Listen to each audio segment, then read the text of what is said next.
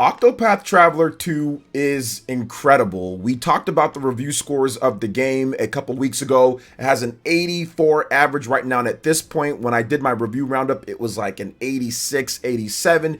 It's a really good game. It's high quality, whether you're playing it on the PC, PlayStation 5, PlayStation 4, or the Nintendo Switch. The quality and improvements of the game over the original Octopath Traveler are vast. I love the gameplay. I love the breaking of the enemies and the formations that you can do and the different weapons and the switching. There's so many quality and great things that Octopath Traveler 2 does just from a core fundamental RPG standpoint that just makes me smile and have a lot of fun. I love the latent powers. That's a great addition to the Octopath Traveler formula, in addition to the going boosting mode and doing out multiple attacks and having really cool magic and powers and abilities between each of the different travelers in the game. The intertwining stories is such a better thing over the original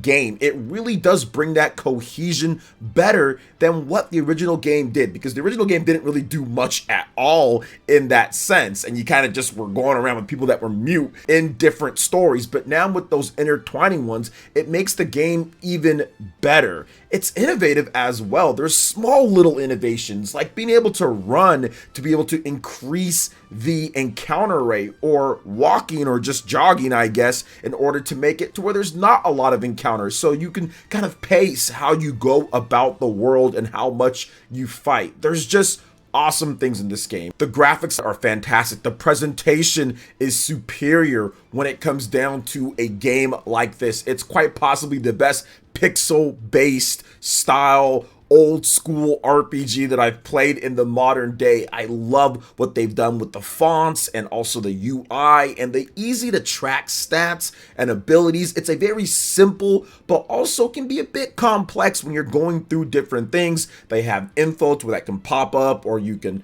put it away anytime that you want. It's really good with what they've done with the UI, quality of life improvements, and all of that. The music is absolutely phenomenal. Like, this is some of the best music ever. So I'm going to swiftly say here that nobody's going to care at the Game Awards this year, just like Octopath Traveler 1 lost out to like Red Dead or something like that. But I still feel that it's more than worthy of a soundtrack of the year when it comes down to it. So I think that there's so many good things about this game, and I definitely want to play more. I have not been able to put as much time into the game that I want to, because Fire Emblem Engage has its hooks in me, and I've already played so much of that game. I put like 110 hours plus, so I'm taking just a slight little break from playing the big RPGs, but I'm definitely going to get more into the game. I think that it's fantastic. But the big question here that I've been seeing people ask me in my streams, and also I've just seen randomly on the internet: did Octopath Traveler 2 underperform? Did it flop? Well, let's talk about it a bit more and see where it stacks up on different sales charts. So on the eShop right now at this point, it's number 4 on the US eShop. Now you have to remember, guys, the US is the biggest market for video games. Usually, most of the time, especially for the Nintendo Switch, games sell best on the Nintendo Switch right here in the US for most of the major releases out there. So you're going to get the best sales here. So an indicator how a game can do, especially with how big the install base is of the Switch, definitely looking at eShop sales in the US is important, but we will go over other places as well. So number 4 on the eShop, not bad at all. It's been a couple weeks now since the game has released, so it's still up there. It's still right there in the top 5.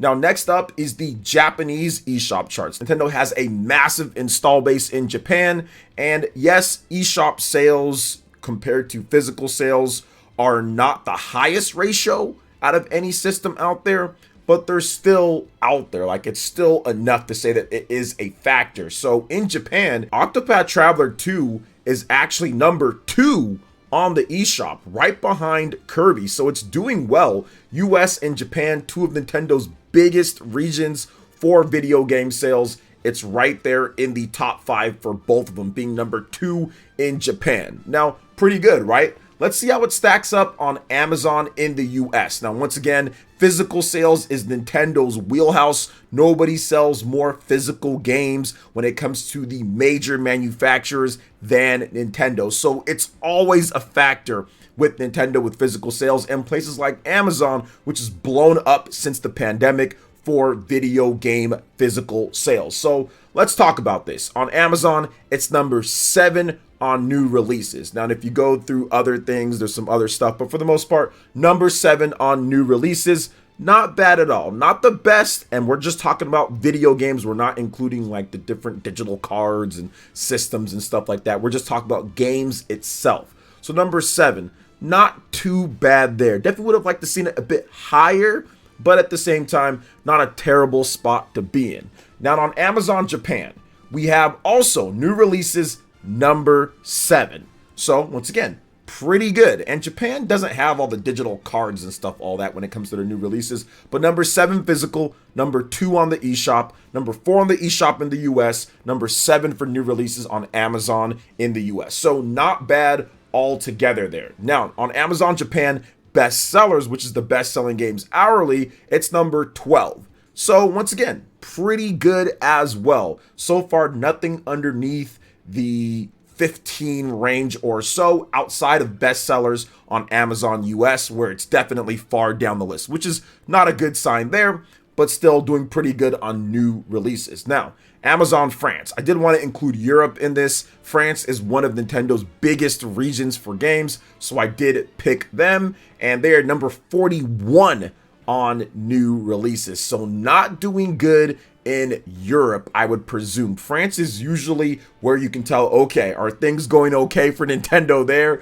And it kind of trickles down to all the different other countries. And if it's number 41 on new releases on Amazon France, I am presuming that it's not necessarily doing too great in Europe at this point, or at least it's doing better in the US and also in Japan. Now, let's talk about the opening week sales physical in Japan, because that was a big talking point for people out there. If you look at the opening week sales, let's just go back to 2018, July 2018, the debut of the original Octopath Traveler in Japan. The Nintendo Switch was not a new system, but it had already been out for about a year or so, so it was fairly new. The weekly sales were about 50K for the Nintendo Switch in Japan that week, July 2018, that Octopath Traveler release. So it's so interesting to hear people talk about the sales of the Nintendo Switch and everything at this point. But yeah, it was about 50K there for the weekly sales for the Nintendo Switch. It was the top system sold that week. And Octopath Traveler debuted that week as well, and it sold 110,111 units, no digital included, of course, for the Media Create sales at that point before they went paid and everybody switched over to Famitsu. Now, if you fast forward all the way 5 years to February 2023, Octopath Traveler 2 only did 68,417 units. And that is including not just the Nintendo Switch in Japan, but also the PlayStation 4 version and the PlayStation 5 version of the game. So as you can see, this is where some people feel the game might have flopped. It did 110,000 units back in 2018 on a much smaller install base with the Nintendo Switch by itself. Then you fast forward all the way to now at this point, and you have the PS4, you have the PS5, you have the Nintendo Switch, you know, and that's obviously a much bigger install base than what just the Switch had back in 2018, and it did much less. Now, it doesn't include digital, and that is a whole nother discussion point, but I still feel if you have all of those systems with PS4, PS5, and the Nintendo Switch, you definitely should have done more than the original launch of the first game with just the Switch by itself